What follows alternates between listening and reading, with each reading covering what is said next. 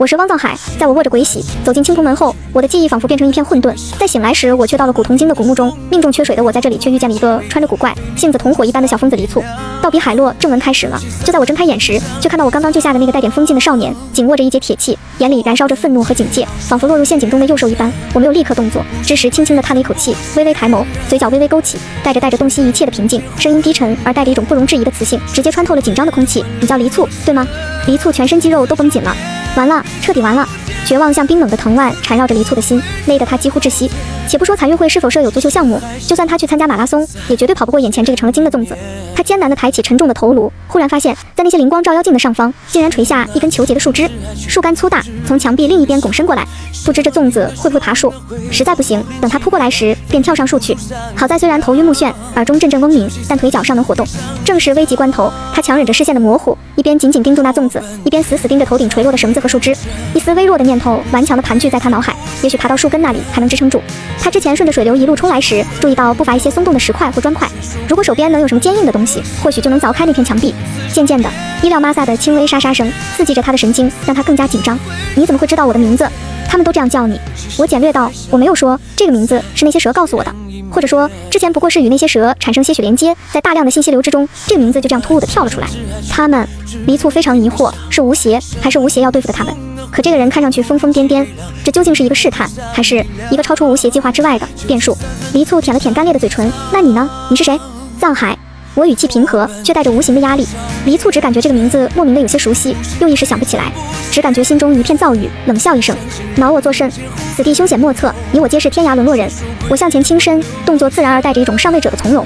我手掌看似随意地搭上黎簇紧绷的肩膀，五指却蕴含着不容挣脱的力道，声音压得更低，带着一种循循善诱的蛊惑。告诉我，此为何处？若能引路，助我抵达东夏国境，走出这绝地。我顿了顿，眼神锐利地捕捉着黎簇脸上每一丝细微的变化，缓缓吐出承诺，自有后赏赐下，保你一世富贵荣华。我微微偏头，唇角的笑意加深，带着一丝玩味。若你胸有凌云志，借此良机加官进爵，也未必不可操持一二。黎簇被我这一连串流畅的鼓语和后赏加官进爵的说辞彻底砸懵了，肩膀上传来的力道更让他心惊肉跳。他像被烫到一样，猛地想甩开我的手，却纹丝不动。少年眼中的戒备瞬间转化为看疯子般的荒谬感。他想到吴邪给他讲过的鬼故事，脱口而出：神经病吧！放开！你他妈到底是禁婆还是粽子？我闻言非但不怒，眼中反而掠过一丝了然的光芒。我轻笑一声，那笑声在寂静的空间里显得有些突兀。我不仅没松手，反而将黎簇拉得更近了些，迫使对方直视自己。粽子，禁婆。我慢悠悠地重复着这两个陌生的词，眼神锐利如刀，仿佛在拆解某种密码，随即了然地点点头。你去我乃阴邪之物。我松开钳制的手，却在黎簇下意识后退的瞬间，猛地探出另一只手，动作快如闪电，精准地抓住了黎簇的手腕，强行按向自己的颈侧脉搏处。黎簇惨叫一声，我同时将自己的脸凑近黎簇惊惧不定的眼睛，声音带着一种近乎刻意的清晰和耐心。摸摸看，可有心跳？探探鼻息，可有温热？仔细瞧瞧这张脸，温热的气息拂过黎簇的脸颊，有力的脉搏在少年指尖下清晰地跳动。看着黎簇瞬间僵住，瞳孔因震惊而放大的样子，我才缓缓松开手，后退半步，整理了一下自己的衣襟，姿态恢复了之前的从容，语气带着一种洞察人心的了然。阴兵鬼魅，岂会与人言语周旋？我与你一般，不过是误入此绝地的活人罢了。我目光如炬，紧紧盯着黎簇的眼睛，抛出了最关键的问题，声音低沉却极具穿透力。而且，黎簇，你难道不想出去吗？黎簇彻底懵了，他指尖刚触到我的脉搏，猛地缩回手，跳动有力，哪里是什么粽子？出去？你知道出去的办法？他仍狐疑，眉头拧成死结，嘴角耷拉着。那你没被阴尸咬过？眼前这个气度非凡、言语古怪却逻辑清晰、体温心跳无一不像活人的古人，巨大的荒谬感和认知冲击让他脑子一片混乱。难道现在的僵尸和粽子都进化了，跟吸血鬼一样成高智商物种了？这个荒诞的念头不受控制地冒了出来，求生的本能和对出去的渴望最终压倒了恐惧。他舔了舔干裂的嘴唇，眼神闪烁不定，声音有些发干。你一直在这里，那些吃人的柏树藤蔓，你是怎么躲过去的？我脸上露出了一个高深莫测的微笑，我随意地拍自己衣袖上沾染的颜色明显比墓室灰尘浅淡许多的奇特灰白色粉末，轻描淡写地说：一点墙壁上的浮灰罢了，沾之可避那些邪物耳目。黎簇的目光却死死盯在我衣袍上那明显异于寻常墓室灰尘的粉末上，心中警铃大作，这根本不是墓里的灰，这灰极似黑瞎子给他涂的那种添什么石粉。这家伙在说谎。他强压下心头的疑虑，他已经意识到鲁莽的代价，而没有立刻戳穿这奇怪之人，反而顺着话头将问题抛了回去，试图掌握更多信息。你呢？你是怎么到这儿来的？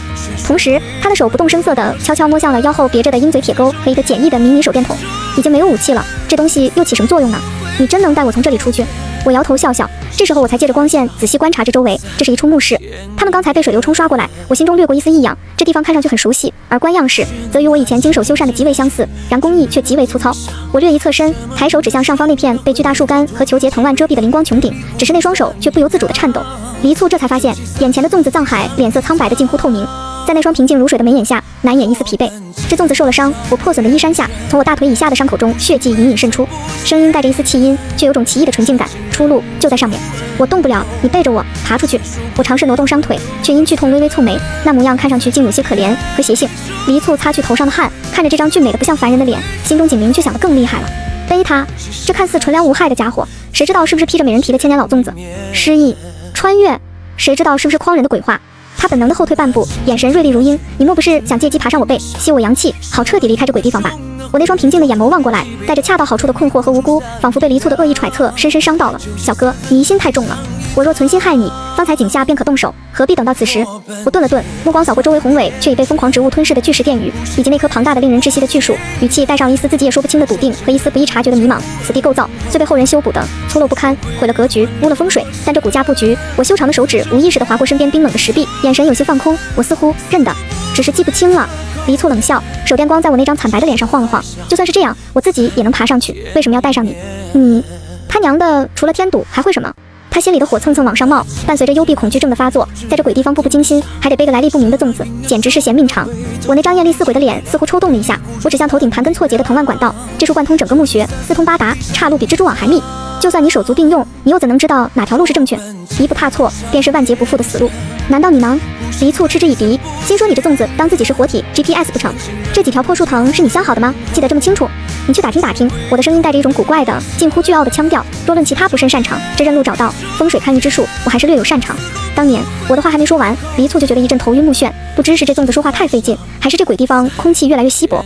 我回神看向黎簇，那眼神纯净的几乎能映出人心，带着一丝诱导的意味。你可知寻龙点穴，藏风聚气？黎簇被这双眼睛看得心头一跳，随即暗骂自己差点被美色迷惑。他硬着口气，少绕弯子。你就说你知道出去的办法。我唇角极其轻微地弯了一下，快得让人以为是错觉。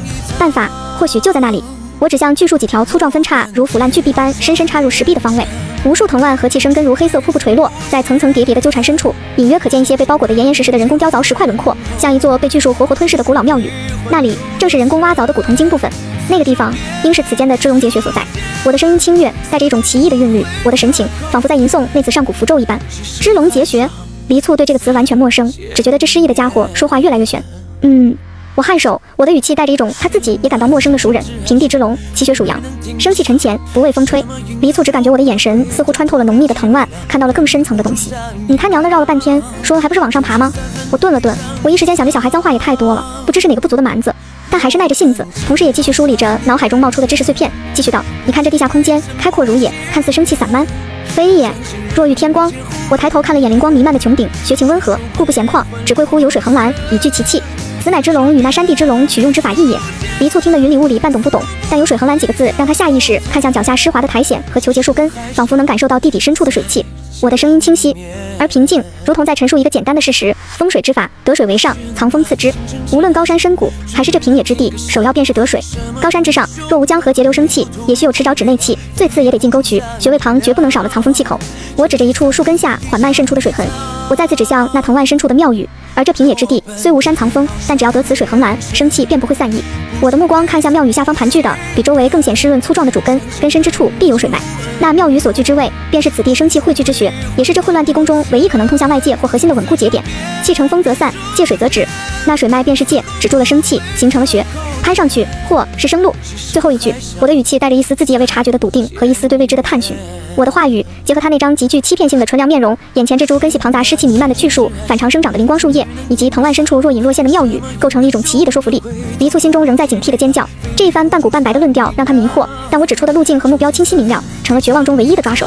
那对生路的渴望暂时压倒了黎簇的一切恐惧，但很快他这点不适就被更大的惊悚盖过了。周围响起了窸窣声，不是一处，是四面八方，像无数细小的爪子刮擦着管壁，又像潮湿的落叶被密集的翻动。